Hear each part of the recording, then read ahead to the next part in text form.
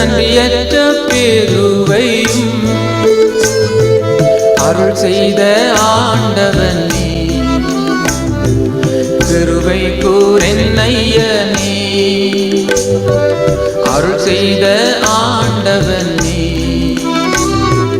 கிருபை கூரென்னையனே.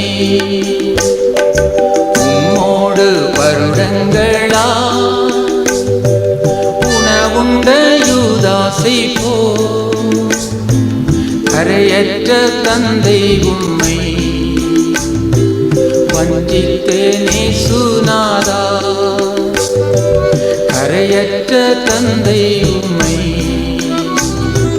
வஞ்சித்தேனே சுனாதா.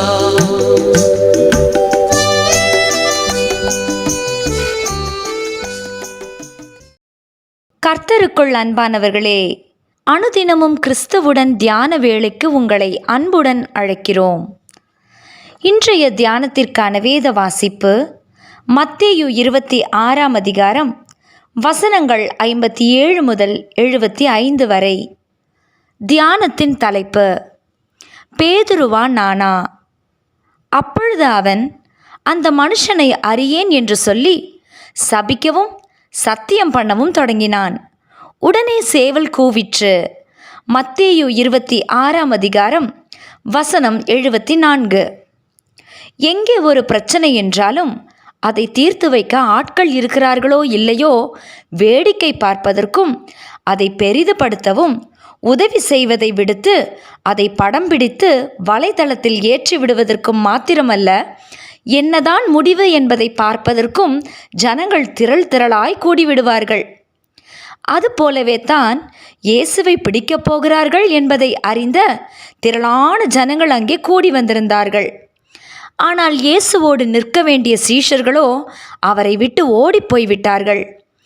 இயேசுவை கைது பண்ணியவர்கள் அவரை பிரதான ஆசாரியனாகிய காய்பாவினிடத்தில் கொண்டு வருகிறார்கள். அப்பொழுது பேதுரு தூரத்திலே அவர்களை பின்தொடர்ந்து முடிவை பார்க்கும்படி சென்று அந்த முற்றத்திலே சேவகரோடே உட்கார்ந்து விட்டான். இயேசுவிடம் ஏராளமான நன்மைகளை பெற்ற மக்கள் இப்பொழுது பொய் சாட்சி சொல்கிறார்கள். தேவ தூஷணம் சொன்னான் என்று குற்றப்படுத்துகிறார்கள், குட்டுகிறார்கள், அவர் மேல் துப்புகிறார்கள், கன்னத்தில் அடித்து உன்னை அடித்தவன் யார் என்று ஞான திருஷ்டியினால் சொல்லு என்கிறார்கள். அந்த தருணத்திலும் பேதுரு அரண்மனை முற்றத்தில் உட்கார்ந்திருக்கிறான். இயேசுவுக்கு நடக்கும் எல்லா கொடுமைகளையும் பார்த்த வண்ணமே இருக்கிறான். 3½ வருடங்கள் அவரோடு கூட ஒன்றாக வாழ்ந்தவன், அவருடைய வார்த்தைகளை கேட்டவன், யார் இடரலடைந்தாலும் நான் இடரலடையேன் என்று சொன்னவன், மரிக்க நேர்ந்தாலும் நான் உம்மை விட்டுவிட மாட்டேன் என்றவன் இப்போது மௌனமாய் யாவையும் பார்த்து கொண்டிருக்கிறான். இந்நேரத்தில்தான் அங்கு வந்த வேலைக்காரி பேதுருவை அடையாளம் கண்டு கொண்டாள். அவனை வினாவுகிறாள். அப்பொழுது பேதுரு, நீ சொல்லுவது எனக்கு தெரியாது என்கிறான். பின்பு வேறொருத்தி கேட்டபோது அந்த மனுஷனை அறியேன் என்கிறான். பின்பு அங்கிருந்த மற்றவர்கள் கேட்டபோதும் நான் அறியேன் என்று சொல்லி சபிக்கவும் சத்தியம் பண்ணவும் தொடங்கினான் என்று வாசிக்கிறோம். அவரை அறிவேன் என்று சொன்னால் தனக்கும் ஆபத்து என்றே பேதுரு 3 தரமாக அறியேன் என்று மறுதலித்து விட்டான். இன்று நாம் எப்படி? இயேசுவின் பின்னே போகத் துணிந்தேன் என்று ஆர்ப்பரித்து பாடுகின்ற நாம் அந்த பாதையில் நமக்கு இன்னல் வரும் என்று தெரிய வந்தால் என்ன செய்வோம்? இன்றும் இயேசு என்ற நாமத்திற்காக துணிந்து நின்று சிறை தண்டனை அனுபவிக்கிறவர்கள் ஏராளம், மரித்தவர்களும் ஏராளம். யூதாஸ் இயேசுவோடு பந்தி அமர்ந்த பின்னரே காட்டிக் கொடுத்தான். பேதுருவும் அப்படியே மறுதலித்தான். இன்று பெரிய வியாழன்.